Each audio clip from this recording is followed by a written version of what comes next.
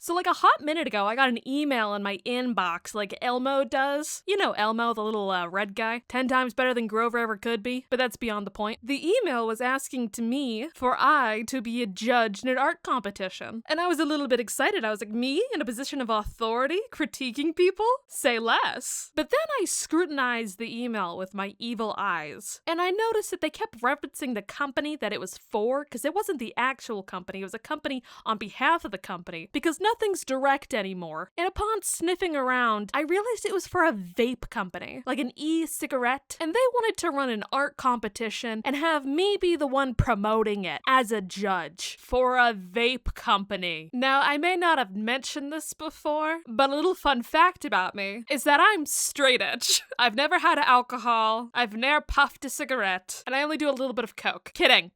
All that's to say, I'm very wary of addiction and how it can take place, especially among the youths. And I think a lot of us know that back in the day, a lot of these large e-cigarette companies were preying on children by promoting it with fun colors, designs, and flavors, to the point where a generation that was going to become anti-nicotine became mega nicotine. And if you worked for one of these companies and had all these regulations, and you were smart at marketing, you'd look at the different trends that children and younger people enjoy online. And there's a lot of young people that love creating art because their soul hasn't been killed by a corporation yet. They have a lot of free time in their hands to throw their hat in the ring when it comes to these large art competitions. And to produce one of these competitions and then invite me on acting like it's a pleasure for me to be there is disgusting. So hey, while I have your attention on this, there is nothing cool, interesting, or neat about having your brain hijacked, the chemistry of your brain being changed, and throwing away hundreds upon thousands of dollars in your lifetime towards a company that sees you as a small lab rat. It's not neat, it's not cool, you're being preyed upon. And if you're the kind of creator that takes on these deals, I think you're the devil.